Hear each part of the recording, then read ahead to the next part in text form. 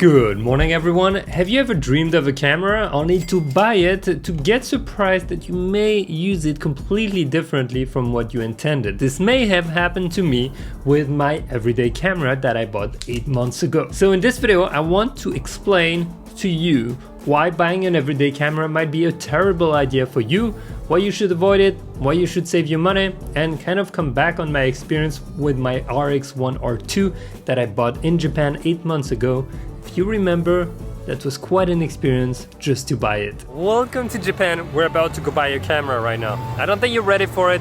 I wasn't ready for it yesterday, but then things happened in the night. I thought about it and I'm like, I really want this camera. 挙手料って10,000 yen. 1,000.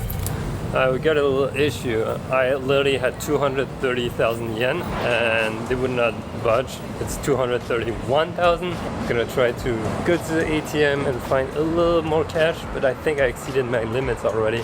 But hopefully I can get 1,000 in. Okay, I managed to get the cash. Let's go back. Okay.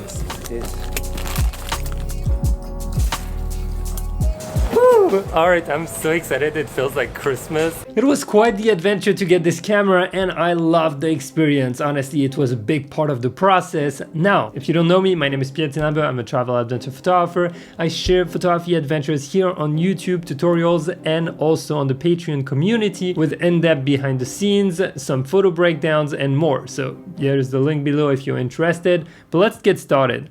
What has been my experience with this camera that I paid over $1,500 for in Japan? Now, it may have seemed like a steal at the time, but it is still a lot of money for a camera that is close to 10 years old and digital.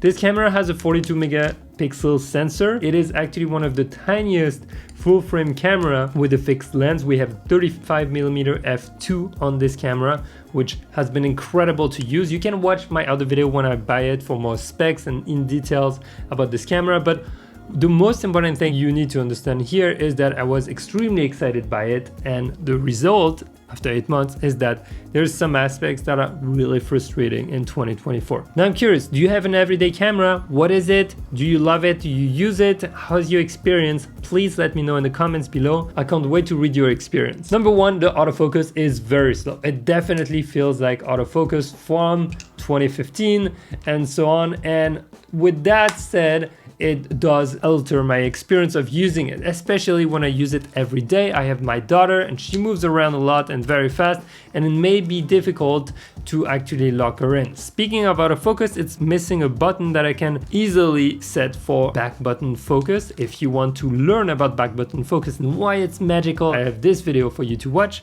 But this back button focus is essential in my workflow. Right now I have to half press everything, which I can survive with, but I can tell you, it makes things a lot slower. So on top of the autofocus being slower, I also have to be a little slower in the way I shoot.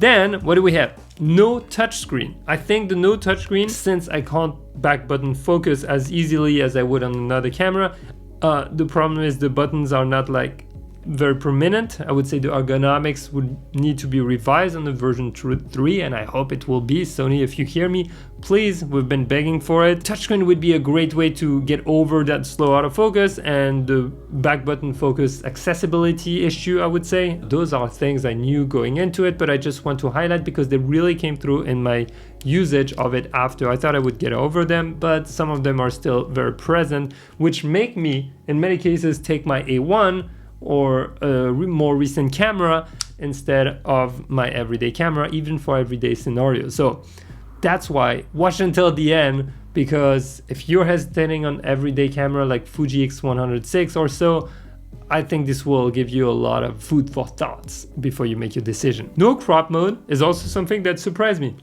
We have a 42 megapixel sensor, which is awesome, but somehow we don't have a crop mode, APS-C button functionality available. And since you're on the 35 fixed, it would be actually really convenient to have that button. Next up, if you have an A7 II, A7 III, you know what I'm gonna talk about, the color science. Okay, the color science has shifted a lot with Sony, especially from the A7 IV, I would say around 2020 something, A7S III, A7R IV, A7R V, we had a huge change, less magenta, less greenish, and something really more balanced, a lot more, I would say, true to my eyes at least, and a little warmer. And I can tell you that in this everyday camera, in the RX1R II, I still feel that lagging a little bit. And so when I was editing photos, I was actually surprised to be using a lot more of my Master 1 presets like I used to on my A7 III. But yeah, I still use all of the presets, but it just reminded me that, oh, I created the Master 1 with the A7 III. And it was kind of cool to go back to it. But I will say, I prefer the color science of the most recent cameras. I find them a little more flexible and easier to work with. Now, remember when I was on the field in Japan talking about the battery life? I said these things. The camera died on me, guys. I'm sorry, but that's true. Something I had talked about in the review. That happens a lot. After maybe 100 shots, the camera just dies because the battery cannot last long enough. It turns out that for me, the battery life hasn't been so much of an issue. I think in Japan, I had a very intensive way of shooting, meaning I was like really shooting. But now when I use it really as an everyday camera, I don't really have battery life issues. Sure, the battery life is very short, but I'll take an extra battery and I don't run into situations where I'm completely out of juice, which I thought was interesting. And last but not least, I will mention it, the 35mm f2. Absolutely love it. We get beautiful bokeh in the shots. It just comes out nice and pretty.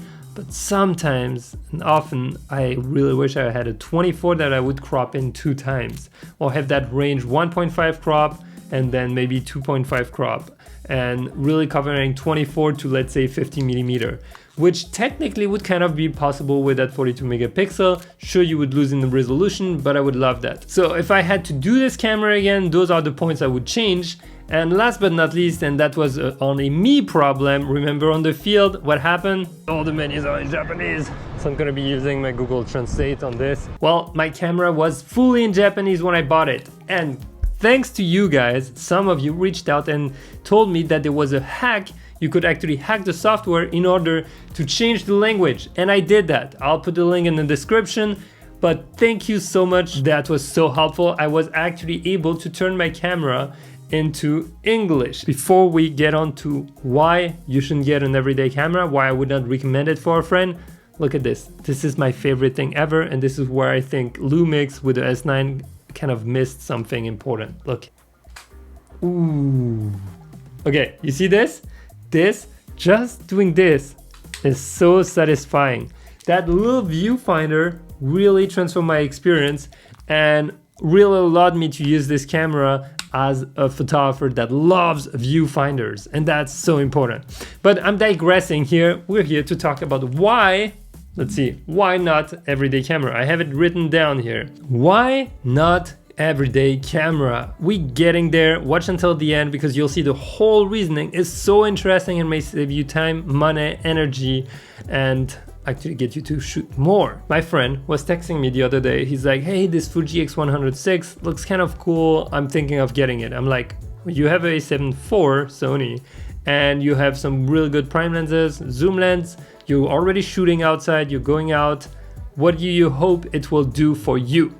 And he was like, well, I'm not sure. I think it may be better for everyday situations and stuff. And I ended up telling him, I'm like, look, what's gonna happen? You're gonna have your main gear, and then you're gonna have the everyday. And every time you're gonna pass by, you're gonna be wondering, every time you go out with your family, with your friends, you go out to work, you go out to shoot, you're gonna ask yourself, which camera I take with me? That's gonna create decision fatigue that you did not have before, right?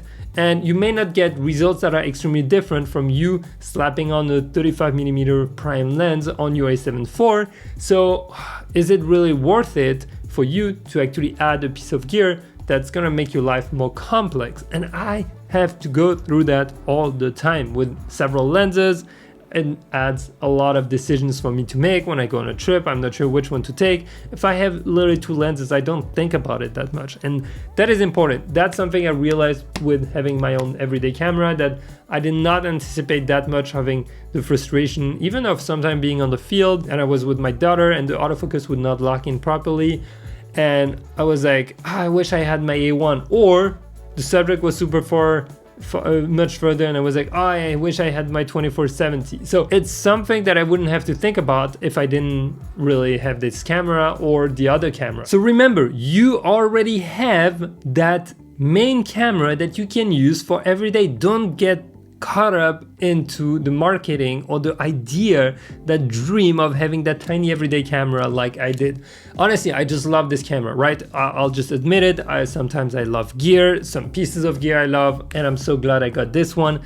But if you're not collecting it, if you're not like really enticing, if your justification is that you will shoot more, I tend to disagree with that, and I will really warn you not to fall into that category of decision making. And also remember, it's gonna cost you more money. That money could be invested in your skills for a workshop. By the way, I announced the next one in New York City. It's coming up very soon. Link in the description if you're interested.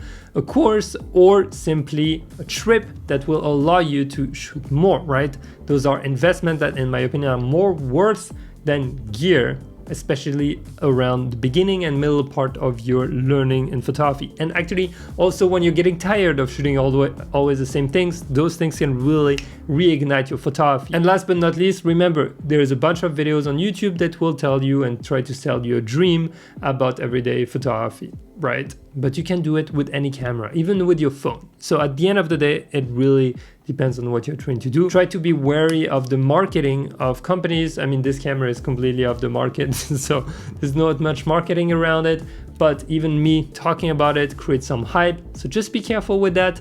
And if you want to learn how to use that back button focus I mentioned, watch this video. And if you want to understand everything about your light metering modes in camera, this can be a little tricky, watch that video. And remember, get out there, go shoot, try something different, try something new. I'll see you in the next one or on Patreon. Have a beautiful day. Whoosh.